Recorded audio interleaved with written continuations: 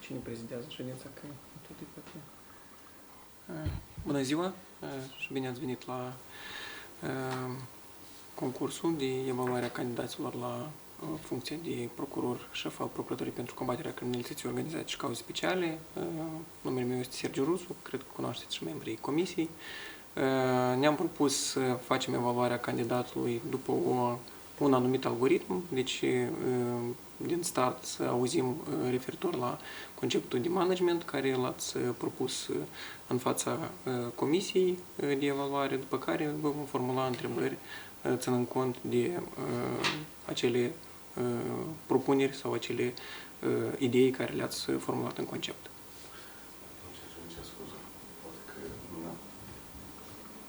În aspect de procedură, deci dacă nu aveți la cineva din membrii comisiei careva obiecții, recuzări sau... Procedură nu prevede, dar încredințez, recuzări nu am.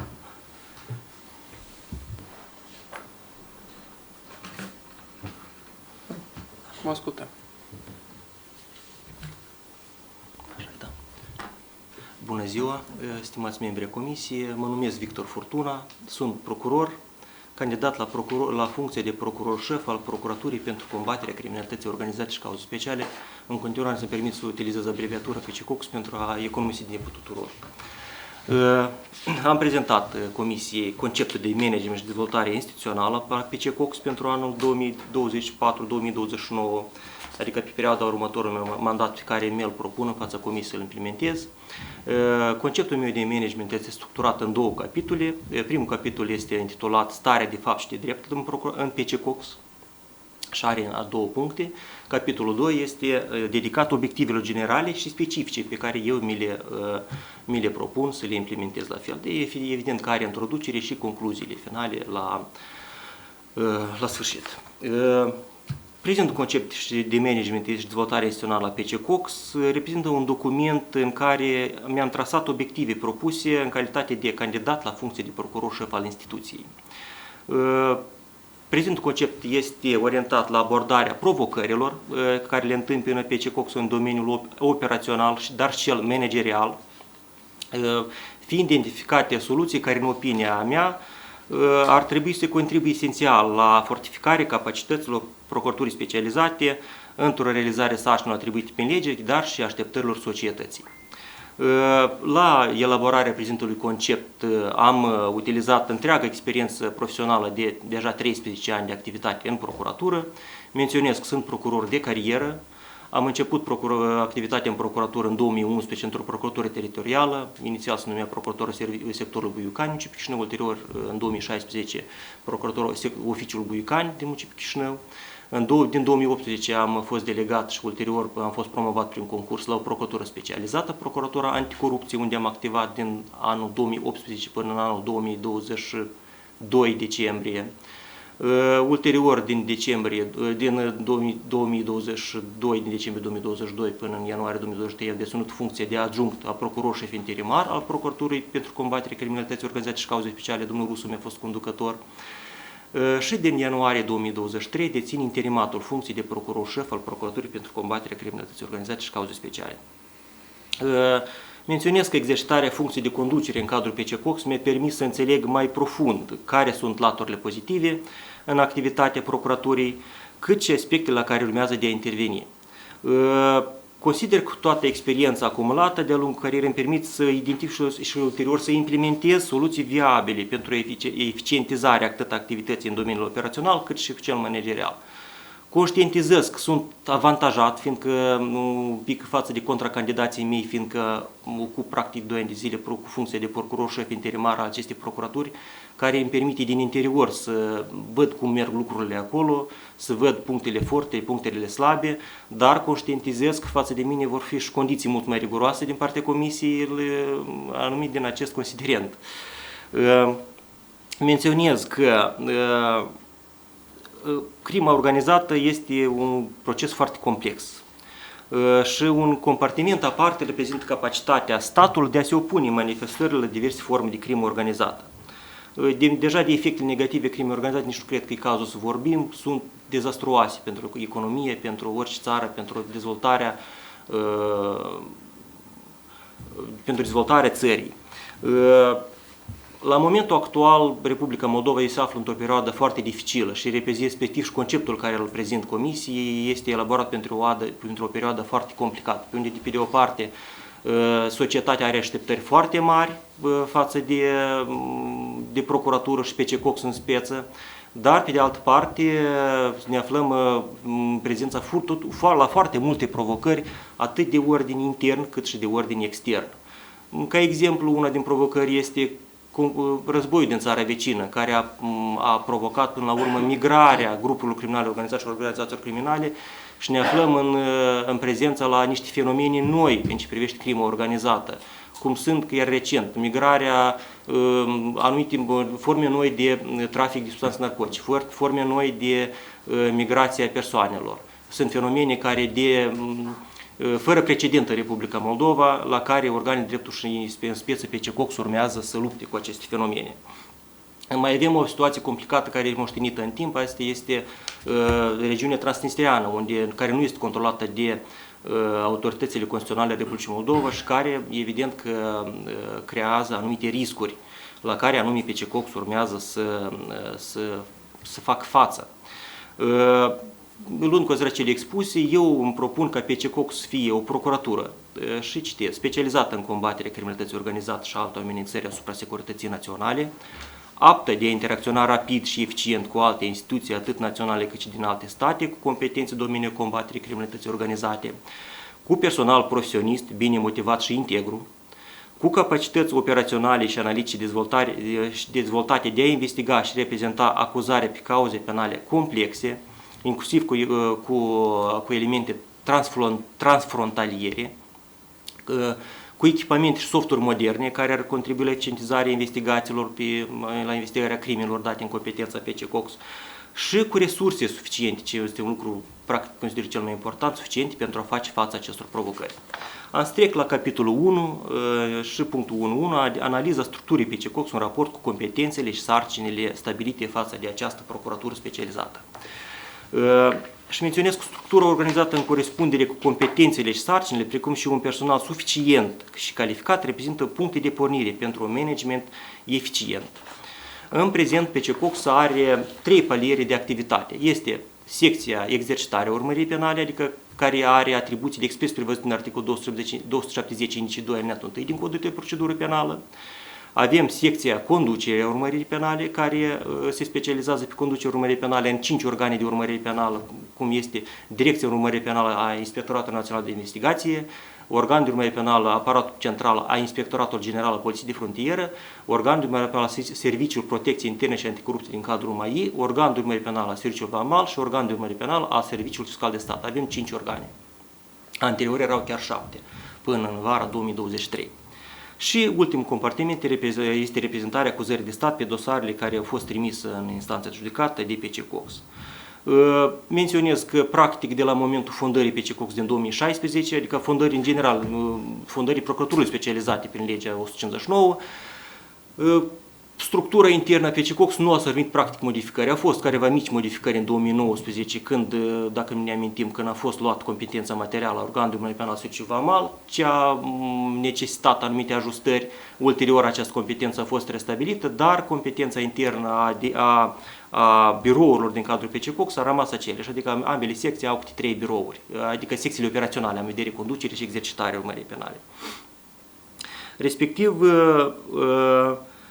este acest fapt evident că impune o schimbare radicală în structura internă a PC Cox, deoarece, în primul rând, această structură nu este adaptată la cerințele reale și legale față de PC Cox la momentul actual. Ori au fost schimbări esențiale, cum sunt darea în conducerea urmării penale, crearea organelor noi de urmărire penală, care cu competență generală teritorială, care se conduce urmării penală, numit de PC Cox. Un punct important pe care eu consider că trebuie să-l menționez este că la elaborarea noii organigrame PC Cox urmează să ține cont de tipul de infracțiuni care în timp le-a investigat procuratura specializată. Și în continuare, în concept, am prezentat niște date statistice pe domeniul exercitării urmării penale pe 5 ani de zile, adică din 2019 până în anul 2023.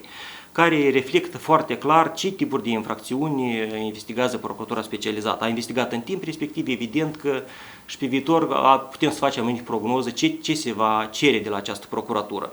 Concluziile sunt că, dacă să le structurăm, că s-a investigat infracțiuni de circulație ilegală a substanțe narcotice, contrabandă, evaziune fiscală, trafic de ființe umane și trafic de copii, infracțiuni cu violență, adică omor, tâlhării, șantaj și mai departe. Și chiar dacă statistic nu este reprezentat, noi avem infracțiunile de investigație la cazuri de terorism, care de fapt este cea mai gravă formă de crimă organizată pe care în general omenirea o cunoaște. Prin urmare, la elaborarea unui organigrame trebuie să ținem cont și de aceste cerințe, fiindcă să fie clar cu ce concret procuratura se luptă pentru a putea face acestor provocări. Un alt aspect care la elaborarea unui organigrame trebuie să țină cont este statutul ofițerului de urmărire penală și ofițerului de investigație în procuratura specializată. Menționăm că în ianuarie 2024 legea 59/2012 a fost modificată, adică legea privind activități speciale de investigație și codul de procedură penală în ce privește măsuri de investigație au fost operate modificări esențiale. Până acum, etimologic, procuratura specializată era în conexiune cu Serviciul de Informații și Securitate, cu organele centrale al MAI la efectuarea măsurilor, adică ei asigurau tehnic efectuarea acestor măsuri. De la momentul implementării noii legi, ofițerul de informații din cadrul serviciului nu mai are nicio atribuție la efectuarea măsurilor speciale de investigație, adică serviciul doar acordă linie, dacă vorbim concret de măsura specială de investigație, interceptarea comunicărilor și imaginilor. Respectiv, această sarcină a fost evident preluată pe umerii ofițerului de investigație din cadrul PC Cox, care este evident o sarcină în plus și, din nou, trebuie să ținem cont de această prevedere, fiindcă este necesară instituirea unei subziuni tehnice care să poată face față la noile cerințe înaintate față de procuratura specializată. De fapt, este o situație comună și cu procuratura anticorupție, este identică la acest capitol. La mai mult, odată cu includerea ofițerilor de investigație în cadrul procuraturilor specializate ca subiect distinție a legii 59, apare necesitatea de a institui și funcția de conducător a subdiviziunii specializate, fiindcă el are, conform legii 59, anumite atribuții foarte concrete la efectuarea, la consemnarea, la prelungirea anumitor măsuri speciale de investigație, respectiv noi, conform statelor, asemenea funcții nu avem și nu noi, chiar și anticorupția la fel, asta este o problemă. La fel, suntem la momentul actual, trebuie să ținem cont că suntem în deplin proces de fortificare a procuraturilor specializate. Aici vorbesc de ambele procuraturi specializate, adică să are în vedere instituirea bugetului propriu, instituirea posibilității de achiziție de tehnică de calcul și mai departe pentru a face față provocărilor și cerințelor înaintate față de procuratură. Evident că și PC Cox s-a pornit pe această cale, imediat după Procuratura Anticorupție înțelege, este clar că a doua procuratură specializată este următoarea la rând. Deja s-a atribuit număr de identificare aparte, următoarele pași trebuie să fie buget separat, anumite secții, direcții care să răspundă de activitatea logistică, în primul rând, în instituție. Ele trebuie să fie elaborate. Alt proces care este și evident este ca PC Cox să corespundă standardelor de integrare a Uniunii Europeană. Este un proces clar că Republica Moldova și-a declarat deschis că scopul este să aderăm la Uniunea Europeană, respectiv și toate instituțiile de stat, inclusiv și procuraturile specializate, trebuie să activeze în strict conformitate cu standardele Uniunii Europene pentru acea tranziție să fie una simplă și din start, din timp de anticipat asemenea lucruri. Cu atât mai mult că conform Planul Național de Acțiune pentru aderarea Republicii Moldova la Uniunea Europeană pe 2024-2027 este un plan punct aparte și el se numește creșterea ponderii produselor analitice utilizate pentru evaluarea amenințării în vederea inițierii, desfășurării investigației în cazuri de crimă organizată. Asta se referă direct la PC Cox și respectiv este necesară dezvoltarea unei structuri analitice proprii în cadrul procuraturii specializate, care la fel se poate face cerințe, putem face anumite analize pe anumite cauze penale, să putem da anumite prognoze și mai departe. Mi-am propus, pe final, la acest capitol, vreau să spun că mi-am propus anumite reguli pe care sperăm noi, sper eu, de fapt, cu suportul tuturor organelor care sunt implicate în acest proces, ele pot fi ridicate la nivel de principii. Și să le spun foarte succint. Reforma și consolidarea imediată a PCCOX trebuie să devină cu certitudini și să completeze efortul guvernamental actuale de fortificare a Procuraturii Anticorupție. Adică, mai simplu vorbind, fortificarea și modificarea proambil trebuie să meargă în unison. Nu putem să mergem doar pe una și ulterior peste un eventual timp să mergem pe alta. Fiindcă crimă organizată este o noțiune destul de amplă și ea se reflectă de fapt infracțiune de corupție. Corupția mare este în conexiune directă cu crimă organizată. Și nu putem vorbi despre un fenomen fără a-l afecta pe a doilea sau fără de a vorbi de a doilea fenomen. Combaterea criminalității organizate în Republica Moldova trebuie să se reflecteze plecând de o analiză riguroasă a amenințărilor concrete generate la acest fenomen. Adică am menționat în etimologic și am menționat în timp cu ce infracțiuni s-a ciocnit PCCOX să investiga și respectiv ținând cont de aceste cerințe să mergem pe viitor. Combaterea criminalității organizate trebuie să se realizeze de către unități specializate din procuratură și poliție, în care să desfășoare activitatea procurori și polițiști. Adică specializarea, până la urmă, eu evident că optez pentru specializarea procurorilor și polițiștilor, fiindcă practica a demonstrat că specializarea dă mult mai bun randament în investigarea anumitor tipuri concrete de infracțiuni. Accentul organizării instituționale pe întreaga zonă de combatere a crimei organizate trebuie să se bazeze pe o structură specializată a procuraturii, la care se alinieze celelalte organe drept care au un rol concret de a investiga asemenea tip de infracțiuni. Mai simplu vorbind, este evident că procuratura este nucleul urmăririi penale și în dependență de structura procuraturii, celelalte organe trebuie să se racordeze la standardele puse de procuratură și nu invers. Noi trebuie să dictăm tonul și cum celelalte organe își formeze structura internă în concordanță cu ceea ce cere procuratura și după organigramul procuraturii. Procurorul trebuie să devină pe deplin nucleul investigațiilor pe segmentul combaterea criminalității organizate.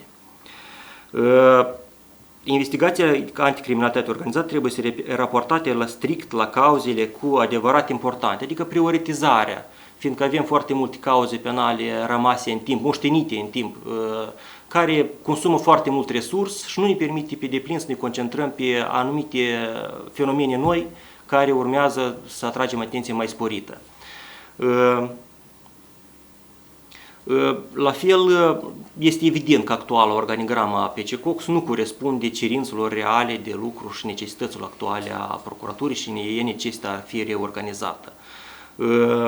În primul rând menționez că este necesară chiar și echilibrarea volumului de lucru între cele două secții operaționale PCCOX, adică secția conducere, urmărire penală și secția exercitare.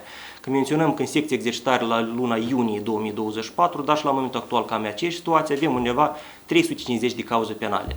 La numărul de 16 procurori conform statelor, dar de fapt la momentul actual acolo activează 12 procurori, avem că practic peste 35 de cauze penale per procuror. Este un volum, mai ales nu putem să luăm, nu este corect să abordăm doar statistic fapta, fiindcă un cauză penală de PCCOX poate să includă sute de episoade infracționale și o cauză, ea la număr se numără doar una, dar poate să aibă sute de volume și mii de persoane vizate în acea cauză penală. La secția conducerii urmării penale, conform statelor, avem 15 procurori, de fapt la momentul activează 19 procurori și conduc urmărie penală la momentul actual în jur de 900 de cauze penale, cu 5 organe de urmărire penală. La fel, este o sarcină destul de mare. La secția susținerea acuzării de stat avem 650 de cauze penale care susținut acuzare de 12 procurori care de fapt sunt și conform statelor. Prin urmare, eu am ca anexă la conceptul pe care l-am propus, este anexa numărul 1, care este de fapt și o nouă organigramă a PCCOX pe care eu mi-o propun să o implementez și ea este mai mult vizată în ce privește implementarea anumitor secțiilor analize operaționale, secții asigurare operativă. Evident că ne-am propune și majorarea de numărul de procurori în procuratură, dar dăm seama foarte bine, cred eu că vom face față cu numărul de procurori existenți la realitățile actuale, dar s-ar impune, evident se impune mărirea esențială a numărului de personal tehnic, fiindcă este nevoie de tehnicieni care să asigure tehnica specială, este nevoie de tehnicieni care să asigure securitatea internă pe domeniul informațional, este nevoie de ofițeri de urmărire penală, ofițeri de investigație și așa mai departe. Noua organigramă se bazează pe așteptările reale a societății de la procuratura specializată, pe prevederile articolul 270 indice 2 în redacția actuală și pe istoricul de crime, de infracțiuni cu care s-a confruntat procuratura specializată, respectiv putem să facem o prognoză și ce ne așteaptă pe viitor. Am menționat de specializare, că eu optez pentru specializarea procurorilor. La fel este necesară o implementare secției cu asistență juridică internațională în materie penală. La momentul actual avem anumite fenomene noi, ca exemplu pe anul 2013 am avut 5 echipe comune de investigație încheiate cu organele similare din alte state. La momentul actual deja avem 11 echipe comune de investigație care practic de fapt a demonstrat că sunt, adică nu în detrimentul ăsta, evident că asistențe juridice internaționale în materie penală, noi ne dăm foarte bine seama de necesitatea acestui mecanism, dar pentru procuratura specializată este mult mai actuală și practic a demonstrat că este mult mai operativă chiar într-o cauză penală concretă recentă, cu colegii din România de la momentul contactării noastre directe până la momentul încheierii unei echipe comune de investigație a durat fix 3 zile și evident că noi putem să facem toate acțiunile la direct, este mult mai operativ, este mult mai eficient, cel puțin pentru procuratura specializată. Punctul 1.2 este dedicat analizei cu raportul între competențele atribuite pe CECOX și resursele umane disponibile, de fapt capitalul uman, ar fi mai corect spus, disponibil procuraturii specializate. Pe scurt, am să spun că PCCOX are, conform statelor de personal, 59 de funcții de procuror, 52 sunt procurori în procuratură, un procuror șef și 6 adjuncți. Menționez că deja practic pot spune istoric, din 2012 până la momentul actual, în PCCOX, practic permanent au fost delegați din alte procuraturi teritoriale, cu titlu permanent, practic 10 procurori și la momentul actual tot 10 avem. Evident că aceasta este o soluție managerială temporară, nu poate fi privită ca o soluție managerială care să fie de durată în timp. Chiar și statutul acestor procurori în procuratură specializată este unul incert, fiindcă ei știu foarte bine că ei sunt delegați pe o perioadă determinată de timp, dar investigațiile în procuratura specializată sunt marea majoritate, de fapt, a cauzelor penale. Într-un an de zile este imposibil, practic, să scoți la finalitate o asemenea cauză penală. Respectiv, este o problemă cu care urmează și cu care îmi propun ca să, evident, cu concursul organelor de autoadministrare procuraturii, cu concursul Procuraturii Generale, să fie inițiate până la urmă concursul de ocupare a funcțiilor vacante de procurori în PCCOX. Cu titlul de timekeeping, domnul procuror, că avem o agendă și următorul candidat vine peste o oră, ne-am propus ca conceptul de management undeva în jumătate de oră să-l ascultăm și mai avem, cred că, 5 minute ca să finisăm, după care vrem să formulăm și careva întrebări la concept. Vă mulțumesc. Scuzați, eu nu aveam un ceas în față și mi-am pierdut. Mă scuzați, nu am uitat. Da, foarte scurt la acest capitol. De fapt, pe secții am spus în mod succint, avem subdiviziune analitică, care de fapt este o funcție doar de adjunct, dar de fapt este o funcție de execuție și această funcție de adjunct urmează din nou a fi revizuită cu lichidarea ei, cred eu, și instituirea unei funcții de execuție și așa mai departe. De resurse umane am spus, au fost anumite soluții manageriale pe termen scurt, care le-am menționat, a fost, ca exemplu, pentru a face față noi structuri, noi competențe în domeniul conducere, în detrimentul, de fapt, a exercitării urmării penale, a fost luați câțiva procurori din secția exercitării urmării penale și puși în secția conducere. Unii din 16, de fapt, conform statelor, lucrează la moment 12, în secția conducere din 15, de fapt, lucrează 19. Dar asta, din nou, nu este o soluție pe termen lung și noi nu putem să fortificăm domeniul conducerii urmării penale în detrimentul exercitării urmării penale, că de fapt este o atribuție de bază și este mai important pentru noi ca domeniul conducerii. A fost depus un efort destul de mare pentru fortificarea numărului de ofițeri de urmărire penală și ofițeri de investigație. Noi, de fapt, în anumite grupuri am mai discutat la acest capitol și am spus problemele care sunt, este în ce privește salarizarea, statutul incert acestor ofițeri care sunt delegați. La momentul actual avem delegați per total 11 ofițeri de urmărire penală și 7 ofițeri de investigație. 5, mă scuzați, de investigație, nu 7. Avem delegați din toate organele, avem din Serviciul de Informație și Securitate, din IGPF, din MAI, nu avem de la CNA și de la și de la VAMA delegați. Așa, trec inițial deodată la obiectivele care mi le propun. Evident că prima acțiune importantă de a fi stabilită de orice manager în cadrul oricărui mandat constă în stabilirea obiectivelor atât generale cât și a specifice. Am să trec, nu am să intru în mare detalii, doar am să le enumăr acele obiective care eu mi le propun. Obiectivele generale sunt alinierea PCCOX la standardele care sunt aplicate față de instituții similare din Uniunea Europeană. Am menționat că, evident, calea Republicii Moldova este Uniunea Europeană și, respectiv, PCCOX urmează să alinieze acestor standarde. Mă scuzați. Sporirea eficienței și calității activității operaționale a PCCOX cu menținerea priorității în ce privește respectarea drepturilor și libertăților omului. Cred că este clar tot la acest principiu și la acest obiectiv care îl propun. Dezvoltarea interacțiunii și cooperării PCCOX cu instituții omologe altor state și cu organele internaționale de competențe în combaterea criminalității organizate. Am menționat în ce privește, de exemplu, echipele comune de investigație. La momentul actual avem deja 11.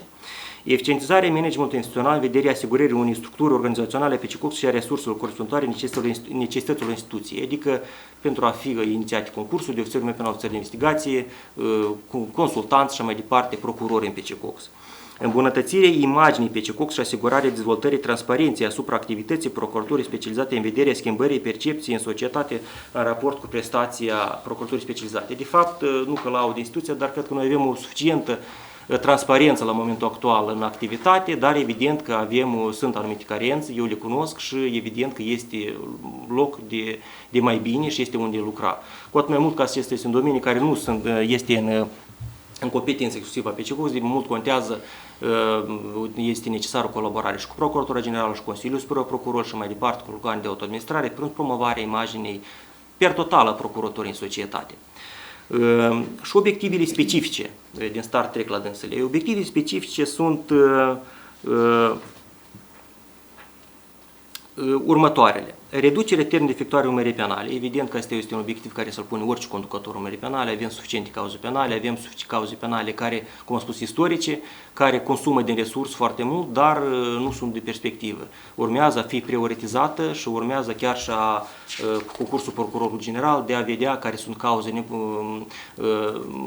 cauze care nu sunt de competența exclusivă a PCCOX de a le repartiza procuratorii teritoriale. Evident, urmează să fie discutat fiecare caz în parte. Revizuirea priorităților la utilizarea resurselor instituției prin orientarea preponderent dosare țin de competența misiunii PCCOX, am spus. Eficientizarea actului justiției efectuat la procuror prin documentarea proceselor operaționale, adică să fie foarte clar algoritmul de lucru a fiecare persoane care este în PCCOX. Trebuie să fie elaborate regulamente interne care să prevadă foarte clar competențele, să fie foarte clar algoritmul fiecare persoane pentru a fluidiza mai bine activitatea. Sporea eficienței activității procurorului PCCOX la prezentarea acuzării. Este evident că procurorul deja nu are rolul principal la etapa judiciară, dar totuși are anumite pârghii prin care poate să accelereze examinarea cauzei penale în fond, recurs și mai departe. Crește ponderea utilizării potențiale activității analitice. Am menționat că, mai ales pe cauzele în exercitare, ar fi cazul ca PCCOX să aibă posibilitatea să investigheze anumite cauze autonom, fără a apela la ajutorul altor organe din extra. Fapt care la momentul actual este imposibil, că suntem dependenți de anumite activități analitice din alte instituții. Creșterea ponderii utilizării investigațiilor financiare paralele. De fapt, din nou, PCCOX cred că este lider pe Republica Moldova la investigații financiare paralele, dar asta e datorat în principiu și specificul cauzelor penale pe care noi le investigăm, infracțiuni care au ca obiect mijlocit bani, exemplu contrabanda sau alte infracțiuni și evident că, dar la fel este unde crește menționez că în anul 2023 chiar am făcut o ședință comună cu reprezentanții ARBI care au venit într-o ședință la PCCOX, au reiterat încă o dată față de colectivul instituției ce posibilități au, ce capacități au și chiar după această ședință comună, procurorii s-a simțit o înviorare a conlucrării între aceste două instituții. Menționez că, exemplu, pe anul 2023, la acest capitol, din 180 de milioane, dacă nu știu eu, de lei confiscați definitiv prin sentință de procuratură, 167 de milioane de lei au fost a PCCOX, adică mai mult de 90% din toate sechestrările aplicate pe bunuri. Consider că este un rezultat bun, dar evident că este la ce lucra. Dezvoltarea capacităților pe de investigare în noi forme de crimă organizată. Am menționat că la momentul actual suntem în tendințe noi, migrarea grupurilor criminale organizate, metamorfozele care la crimă organizată, ca exemplu trecerea tuturor infracțiunilor contra patrimoniu, efectuare, săvârșirea infracțiunilor prin domeniu, prin utilizarea tehnologiei informaționale, întrezim cu realități noi forme de migrare a persoanelor, noi forme de trafic, aceeași pornografie infantilă, până la moment toate resursele informaționale nu erau disponibile la momentul actual, avem situația care o avem și este un domeniu în care avem foarte mult de lucru. Dezvoltarea în continuare a mecanismelor de specializare a procurorilor și fortificarea capacității PCCOX în domeniul colaborării cu alte organe. Obiective privind managerul resurselor umane, deja este ultimul capitol, promit, este ajustarea componentelor operaționale de management la standardele stabilite la nivelul Uniunii Europene, revizuirea și modificarea organigramei PCCOX în raport cu necesitatea de a asigura investigații eficiente la anumite categorii de infracțiuni, existența unui raport rezonabil de unități de personal în raport cu volumul de muncă, crearea subziunii, ca exemplu, cum am spus, secția asigurare operativă, aparatul PCCOX și așa mai departe, consolidarea capacității PCCOX la paralelul procesului legislativ prin avizarea anumitor acte legislative care țin de competență de domeniul nostru de activitate, dezvoltarea capacității PCCOX la domeniul formării și gestionării bugetului propriu, adică fortificarea instituției cu echipamentul IT, existența posibilităților de a-l compara din bugetul autonom a instituției, consolidarea statelor de personal prin inițierea procedurii de ocupare a funcțiilor vacante de procuror, consultant, ofițer de urmărinare, ofițer de investigație, asigurarea diminuării factorilor de risc în activitatea PCCOX prin revizuirea cadrului normativ intern, asigurarea unui control ierarhic suficient din partea procurorilor șefi, din partea conducerii procuraturii asupra activității procurorilor, asigurarea, evident, este un lucru foarte important, că cultivării un climat de integritate în rândul procuraturii specializate, și dezvoltarea chiar și finanțării externe a procuraturii specializate prin atragerea anumitor parteneri de dezvoltare instituțională, prin achiziții, prin livrarea de echipament și mai departe. Asigurarea funcțională la nivel înalt de protecție al datelor caracter personal și dezvoltarea interacțiunii și comunicării la nivel național cu alte instituții publice din alte state echivalente. Cam acestea sunt proiectele de management, concluziile sunt aceleași, eu mi le propun să le implementez, consider că încă o dată că experiența acumulată îmi permite să afirm că am suficiente capacități manageriale și suficiente capacități de a face față cerințelor la această funcție și dacă în situația în care Comisia mă accepta, eu vă măsuri să fac față la cerințele înaintate.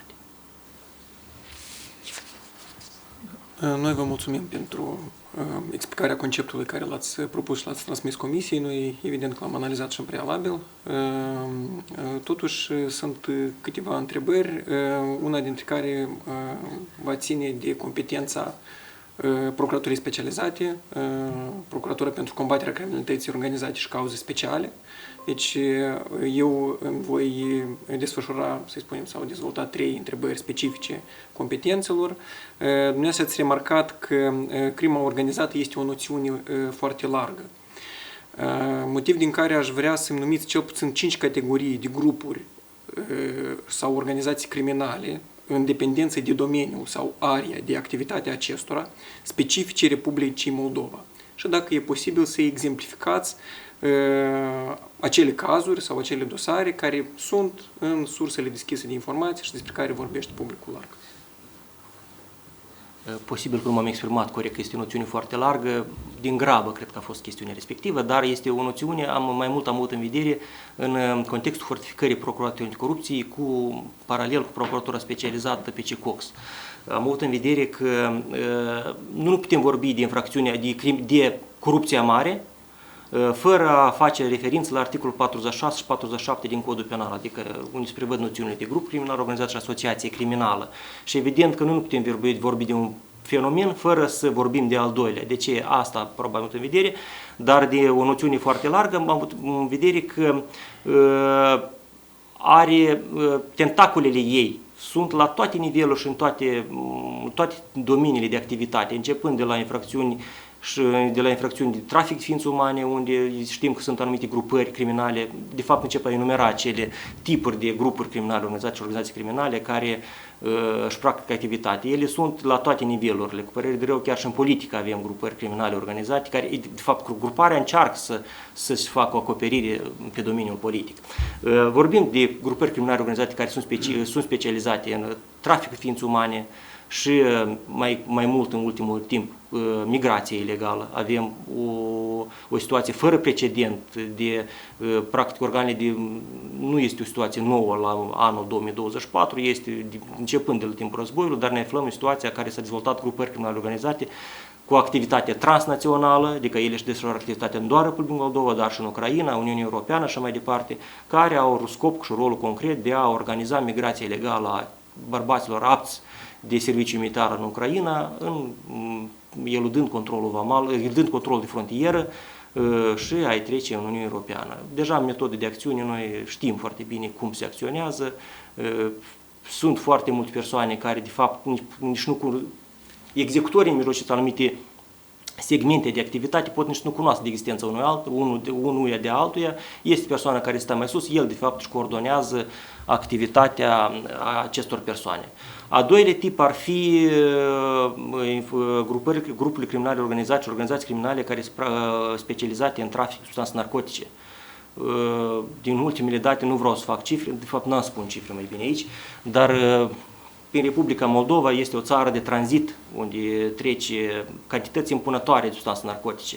Și din nou, o nouă metamorfoză acestor tipuri de infracțiuni asupra acestei metamorfoze a avut-o inclusiv și conflictul din țara vecină, unde avem migrarea, producerea acestor substanțe narcotice până acum era în afara Republicii Moldova, acum sunt semnale că sunt și în Republica Moldova. Am menționat anterior, chiar cu anumite ocazii, că, exemplu, pe anul 2023, 56% din toate sentințele pe CECOX erau pe circulație ilegală a substanțelor narcotice cu scop de înstrăinare. Asta este un număr enorm și noi nu avem, PCCOX nu are în gestiune doar cauze penale de păstrare substanțelor narcotice, doar cauze cu scop de comercializare, unde pedeapsa este doar privațiune de libertate și practic dacă luăm un tip a persoanei care este condamnată la pedeapsă cu închisoare, sunt tineri cu părere de rău. Dacă permiteți, dacă avem și noi un timp scurt și ceilalți colegi, deci în dependență de area de activitate a grupurilor criminale organizate, dumneavoastră ați remarcat traficul de persoane, traficul de droguri. Alte categorii? Alte categorii sunt cele specializate în Alte categorii sunt cele specializate în instituțiile penitenciare. Știți că este o cauză penală la PCCOX mare, unde, de fapt, periodic au loc acțiuni de urmărire penală pentru taxe de protecție și mai departe. Alte grupuri criminale organizate sunt cele specializate, de exemplu, avem o organizație criminală care e specializată în de fapt are un scop mult mai, ambiții mult mai mari, specializată în, noi am pornit cauză penală pe 184, care are inclusiv și este o organizație, nu vreau să fac cu nume, dar este specializat și practic o anumită activitate politică chiar. Avem organizații criminale specializate în contrabanda de produse de tutungerie. Le-am enumerat, cred că 5. Avem trafic ființe umane, trafic narcotice, traficul de... da. Ele mai sunt, de fapt. Doamna Laura, aveți o întrebare dumneavoastră. Mulțumesc foarte mult. Aș avea o întrebare de clarificare, pentru că am citit cu atenție conceptul pe care dumneavoastră l-ați propus. Dacă l-aveți în față, v-aș invita să deschidem la pagina 6, unde ne exemplificați activitatea statistică în materia exercitării urmăririi penale, unde la trafic de persoane, de exemplu, în ultimii 3 ani aveți 0. După care trageți o concluzie că principalele tipuri de provocări cu care vă confruntați vizează 5 aspecte: narcotice, contrabandă, evaziune fiscală, trafic de ființe umane, infracțiuni de violență. Credeți că statistica pe care o prezentați în concept susține concluzia pe care o trageți? Adică eu personal m-am dus la raportul dumneavoastră de activitate pe 2023, unde cifrele sunt un pic diferite, în sensul în care există date statistice diferite de zero la trafic de ființe umane, dar sunt curioasă de ce ați ales exact acest tabel pentru a-l include în conceptul dumneavoastră. Da, confuzie s-a primit din cauza că eu am prezentat date statistice doar pe domeniul exercitării urmăririi penale. Exact. Da, exact. Dar până acum, până în luna iulie 2023, noi am avut, a exista organ de urmărire penală a Centrului pentru combatere criminalității, a CCTP-ului, Centrul Combatere Traficului de Persoane. La momentul actual, din iunie 2023, acest organ a fost desființat, reorganizat și competențele preluate de Direcția Urmăririi Penală a Inspectoratului Național de Investigații. Mă scuzați, eu sunt deprins cu abreviaturi mai mult. Nu ce problemă, da. Să le folosiți. Eu când am pus doar datele statistice pe exercitare, fără a reflecta datele statistice pe domeniul conducerii urmăririi penale. Fiindcă dacă luăm conform 282 alineatul 1, noi nu avem competența în exercita urmărirea penală pe singure tipuri, dar conducem urmărire penală cu organe centrale de specialitate, dacă luăm conform legii /3/2016, și un organ central de specialitate este competențele preluate de la CCTP. La momentul actual, în conducere pe CECOX, sunt peste 200 de cauze penale în ce privește trafic de ființe umane. Și de ce, când am pus prioritățile, am avut în vedere inclusiv și cauzele de pe domeniul conducerii urmăririi penale. Că este, de fapt, o regulă strictă nu există, că cauza să fie doar în exercitare sau doar în conducere. Sunt multe cazuri când noi avem dosarul în conducere, procurorul poate spre să efectueze singur urmărire penală. Avem situații când este în exercitare, dar facem grup de urmărire penală și includem acel grup ofițeri de urmărire penală și de investigații din organele din subordine. Și când am făcut această statistică, adică necesități, am avut în vedere mai mult pe domeniul conducerii urmăririi penale, că avem suficiente cauze penale.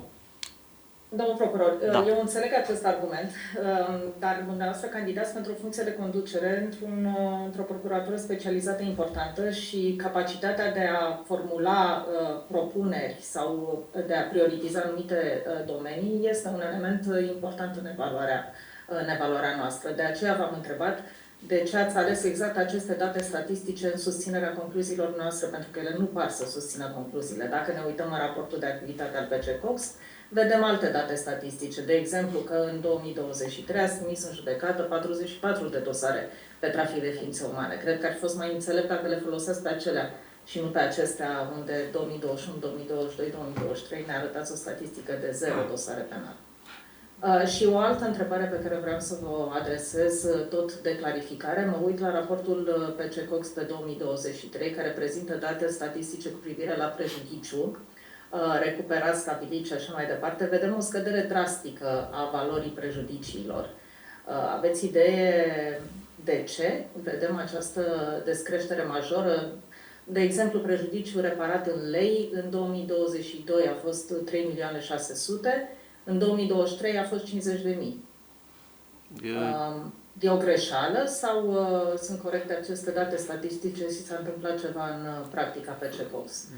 De asemenea, prejudiciul stabilit e aproape 1 miliard în 2022 și scade la 165.000 în 2023. Mulțumesc, eu mai am alte întrebări de clarificare, voi reveni pe final dacă mai avem timp. Nu am raportul în față la momentul actual, dar cifra o știu cu exactitate. De fapt, noi avem confiscați definitiv, prin sentință definitivă și revocabile în anul 2023, bunuri din valoare totală de 167 de milioane de lei. Adică, probabil, nu uităm la alte cifre. În anul 2022, dacă îmi greșesc eu, au fost 5 milioane și ceva. Nu am raportul în față, dar undeva este peste 5 milioane. În anul 2023 este peste 167 de milioane. Am spus că este mai mult de 90% din bunurile confiscate per general a procuraturii în general Republicii Moldova. Este probabil un alt tabel, dar cifrele exacte sunt acestea care vă le-am spus. 167 chiar, care sechestrați definitiv prin sentințe. De miliard. Dumneavoastră vedeți ce încerc eu să partajez pe ecran, vedeți? Da. Acesta este raportul dumneavoastră, raportul PCCOX pe 2023. Și eu vorbesc exact de aceste scăderi. Mă întreb dacă pot fi explicate, e vorba de conducerea urmării penale aici. Putea să se revedere la urmărire penală care s-a stabilit. Da, Mă înțeles, oricum scădere, adică da. indiferent Adică- la ce etapă procesuală, diferențele sunt majore. Adică prejudiciu reparat de... Dacă aveți idee de ce apar aceste diferențe foarte mari. Ce are vedere sub prejudiciu, valoarea prejudiciului reparat? Eu intuiesc că este prejudiciu reparat de persoana bănuită, învinuită, persoane înapoi, dar prejudiciul, de fapt, încă o dată menționez, prejudiciul real reparat prin sentințe și banii confiscați definitiv sunt de 167 de milioane de lei. Aici un pic e altă cifră. Și cifrele mari care au spus că o valoare prejudiciu stabilită în lei, noi avem 164 de milioane, adică pe infracțiuni prejudiciu stabilit conform ordonanței de pornire. Dar aceste cifre sunt foarte variabile.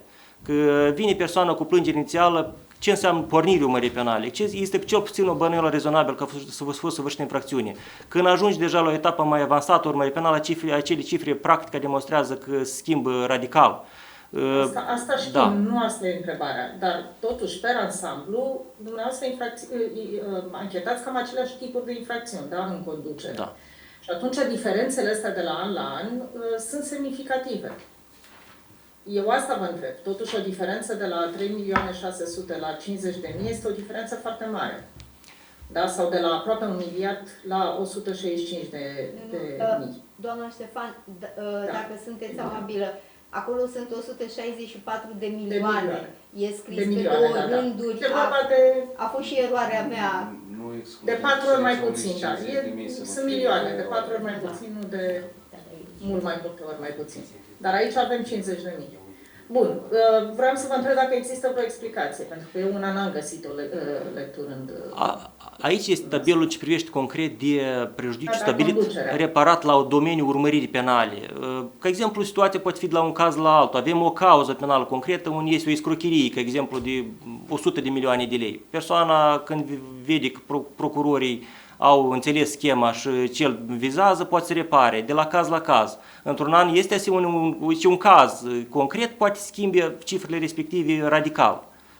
Și un astfel de caz concret major în 2022 nu pot spune la moment. Nu pot. pot spune în 2022, nu eram în... Mulțumesc foarte mult. Dar în ce privește de crimă de trafic de ființe umane, menționez că pe 6 luni anul 2023, PC Cox a dat peste 44 de cauze penale de trafic ființe umane în judecată. De ce și-am pus una din priorități, adică doar pe 6 luni 2023. Este o cifră destul de consistentă. Și sentințele avem cazuri foarte complicate date în judecat, cazuri foarte, nu știu cum să utilizez noțiuni mai urâte. Este foarte, foarte consistentă cifra. V-am întrebat de ce n-ați reflectat un concept și ați ales mai degrabă un tabel care reprezintă 0 la aceste aspecte. Eu mă opresc aici, vă mulțumesc foarte mult. Dacă îmi permiteți eu să-mi formulez cea de-a doua întrebare pregătită. Deci, ținând iarăși cont de competențele specifice Procuraturii pentru combaterea criminalității organizate și cauze speciale, numiți cel puțin 5 categorii de infracțiuni specifice așa numitului fenomen război hibrid, care sunt depistate de organele de drept din țara noastră și exemplificați din aceste categorii de infracțiuni care au fost pornite și se instrumentează de PC Cox și iarăși care sunt în spațiu public, au fost prezentate. Mai multe cauze penale, de fapt, e destul de complicat să spui doar o componență, da, doar o singură componență.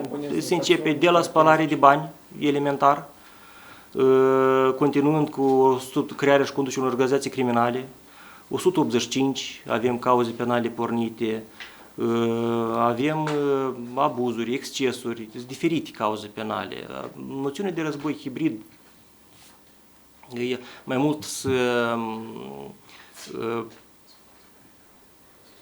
chiar și recent, ieri au fost niște percheziții pe această cauză penală, urmează chiar și într-o conferință de presă, probabil să iasă colegii, avem cauze penale pe 185 pornite. Dați să începem așa, război este 184, 185, 248 contrabanda, fiindcă avem, ca exemplu, în Republica Moldova cazul de în vara 2023, când a fost reținuți la aeroportul internațional Chișinău peste $1.600.000 de la anumite persoane care intenționau să introducă Republica Moldova. Avem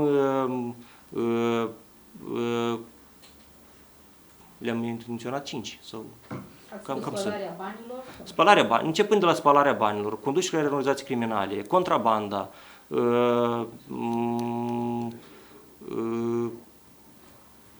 care ar mai fi? Avem infracțiuni pe 187 pe ce privește tentativele de accesare a datelor de personal a persoanelor și divulgarea acestor la persoanele terțe. Sunt mai multe cauze penale. Mai simplu mi-ar fi să vorbesc de cauze concrete.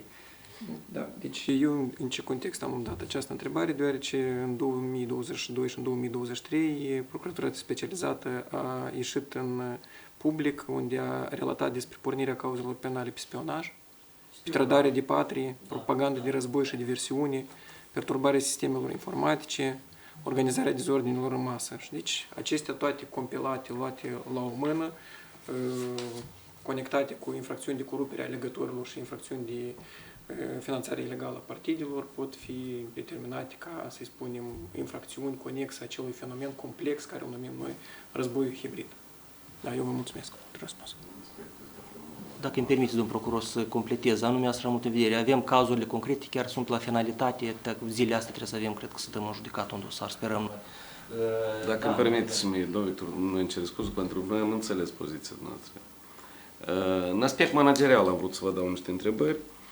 Dumneavoastră, în concept și în susținerea conceptului dumneavoastră, ați invocat necesitatea ajustării cadrului normativ, structurii, competențelor și așa mai departe a procuraturii specializate, procuraturii PCCOC, să spunem așa, la ajustarea la standardele europene sau instituțiilor asemănătoare din cadrul Uniunii Europene.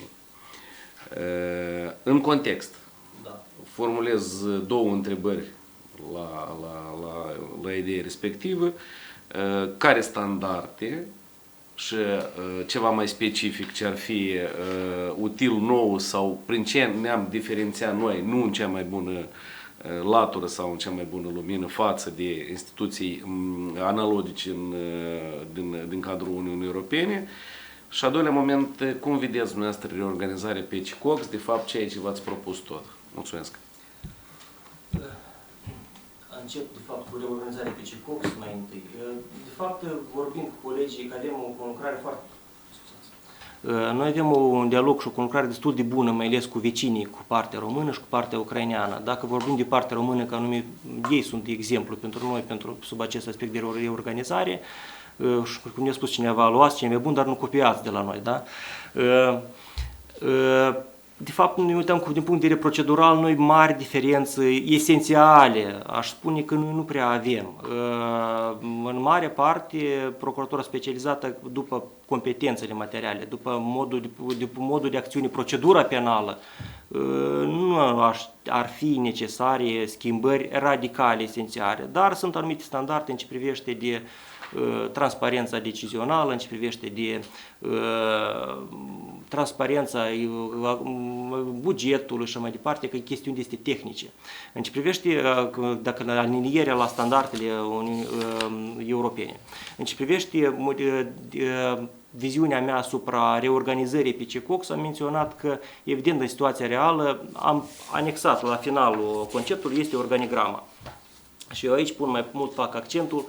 De fapt, am vrea majorarea și de personal, de procurori, dar evident că ne dăm seama foarte bine că nu știu dacă este real acest scop la momentul actual, dar el nu rămâne, înseamnă că renunțăm la el, dar mai mult este necesar de a fortifica aparatul PCCOX, fiindcă este necesitate odată cu fortificarea procuraturii și continuarea călei de separare de Procuratura Generală și acordarea acelei autonomii adevărate conform legii 159 din 2016, este necesar de a avea buget separat, este necesar de a avea achiziții separate, este necesar de a avea contabilitate, secția, cadre și mai departe, adică personal tehnic care să poată face anumite cerințe, care să gestioneze toată această instituție.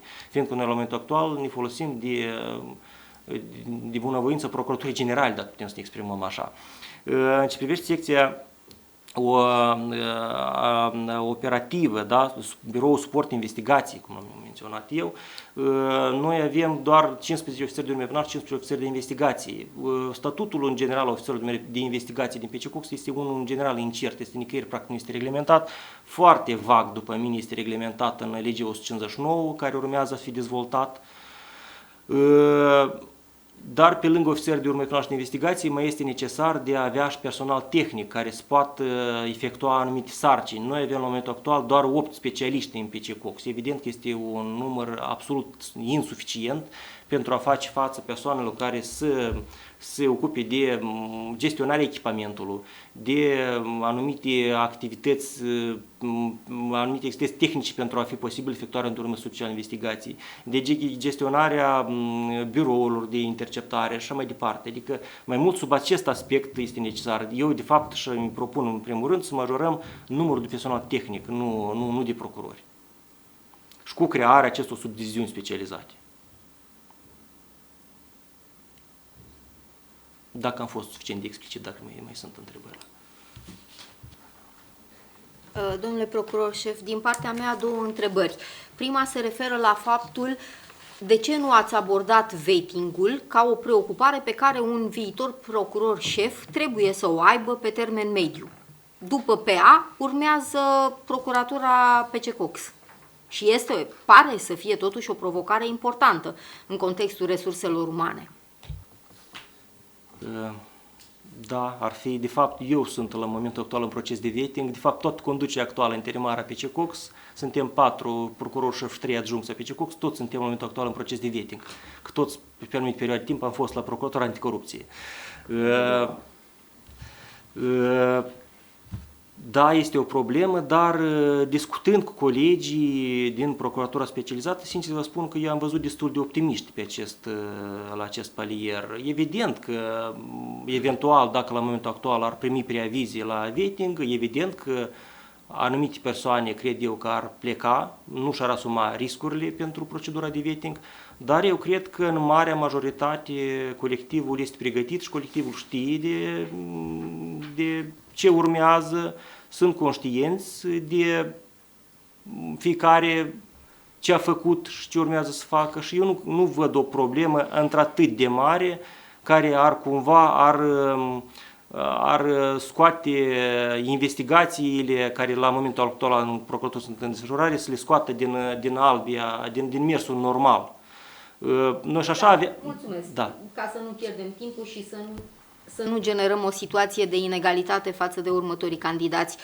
A doua întrebare se referă la faptul că atât în raportul de activitate pe 2023, cât și în proiectul dumneavoastră de management, nu abordați ca un indicator al activității durata procedurilor. Vă stabiliți obiective în ceea ce privește reducerea duratei procedurilor, dar nu abordați care este situația la zi, unde vedeți dificultățile și, în concret, ce măsuri au fost pentru abordarea acestei probleme în activitatea curentă.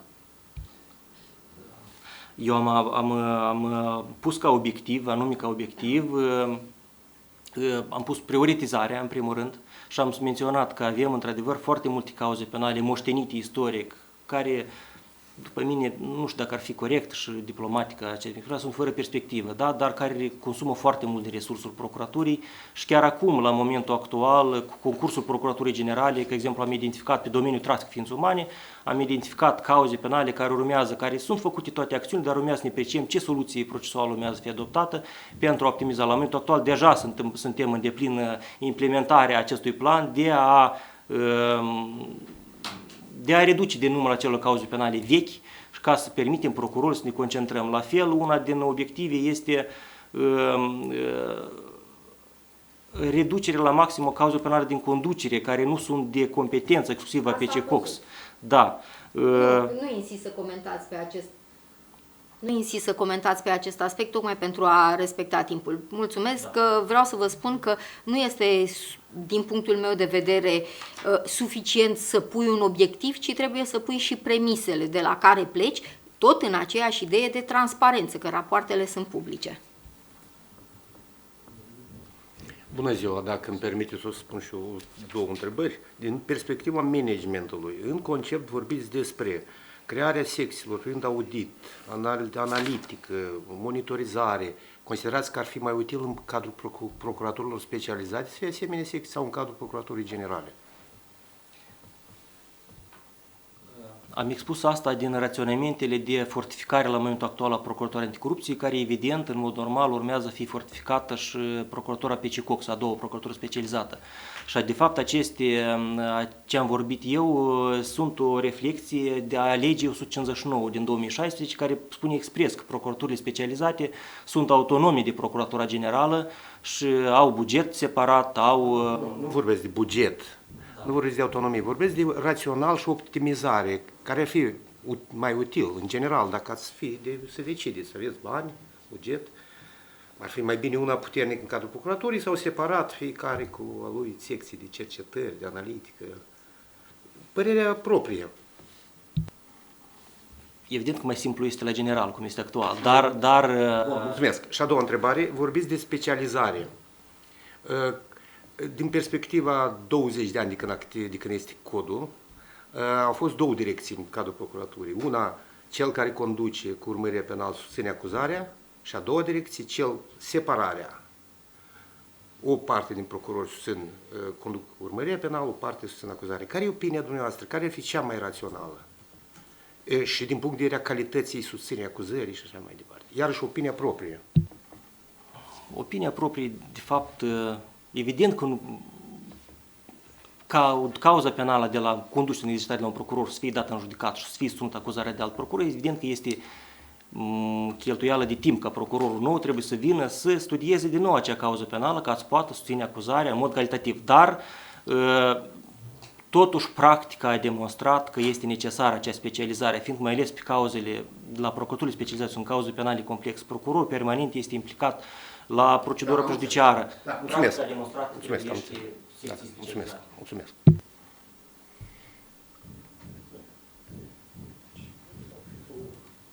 Doamna Ștefan, dacă doriți să mai interveniți. Da, o singură întrebare, pentru că ați făcut referire la interacțiunea între corupția la nivel înalt și crima organizată.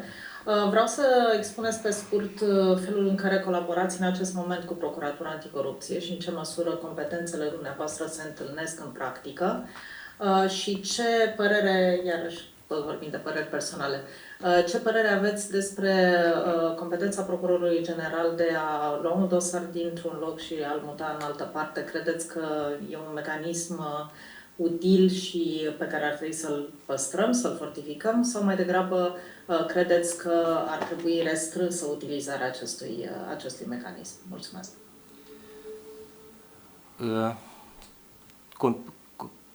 Conlucrarea cu procuratorii, de fapt, sunt foarte multe cauze penale, dar nu vreau să mă expun pe cauze penale care nu sunt la noi în gestiune acum. Nimic în concret, da? Evident că este o conlucrare, este un dialog pe anumite cauze penale, fiindcă, ca exemplu, chiar și efectuarea unor acțiuni procesuale, cum sunt perchezițiile, câteodată trebuie coordonate pentru a nu cumva afecta un dosar de acolo sau mai știu eu.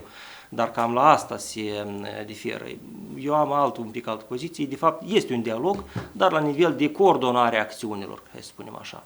În ce privește mecanismul de luare de către Procurorul General la unei cauze penale și poate retrage orice cauză penală și dispune efectuare de către orice organ penală, eu îl consider unul util și chiar necesar.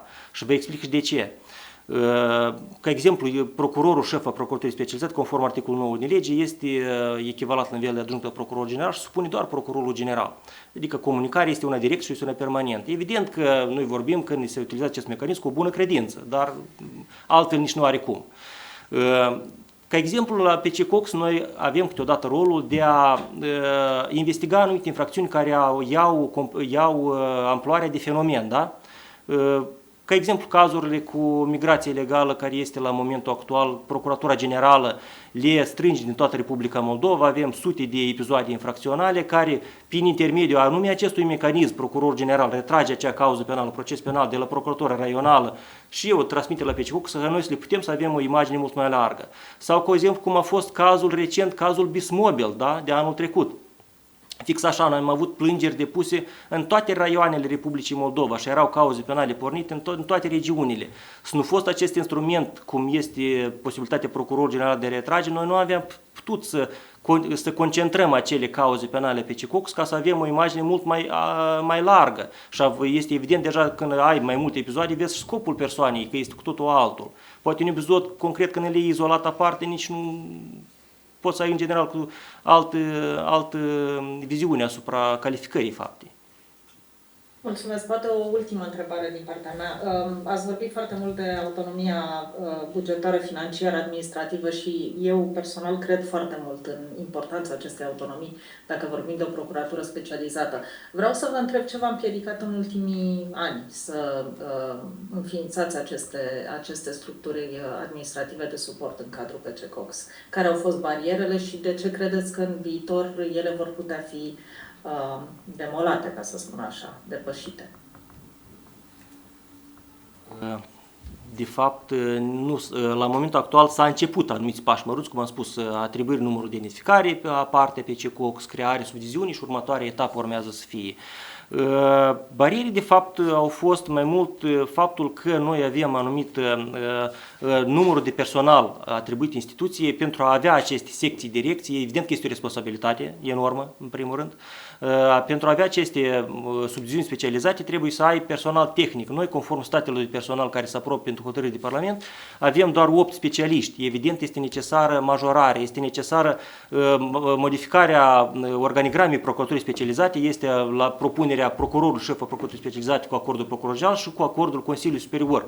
Urmează să fie modificată organigrama, urmează să fie trecute anumite etape, urmează să fie definitivată. Și plus la asta, mai întâi, cred că urmează să vedem care va fi până la urmă finalitatea cu procesul de s-a decis să merge în etape, să nu meargă cu ambele procuraturi specializate permanent, s-a decis să meargă mai întâi cu Procuratura Anticorupție, care este o prioritate declarată la nivel național și ulterior, deja după ce finalizează procesul, evident că următoarea este a doua procuratură specializată. De fapt, impedimente, eu nu pot spune că au fost impedimente. Au fost probabil generat mai mult de situația că pe toată această perioadă nu a fost un procuror șef a procuraturii specializate care poate să asume asemenea procese.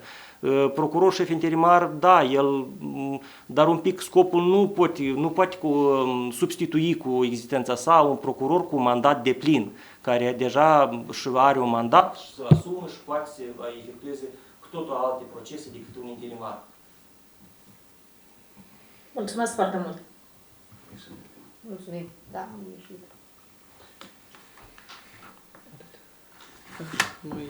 Noi vă mulțumim dacă tot am luat rolul de moderator într-o oarecare măsură. Vă mulțumim pentru prezentare, pentru răspunsurile care le-ați formulat și deja așteptăm următorul candidat. Succes și o zi bună în continuare!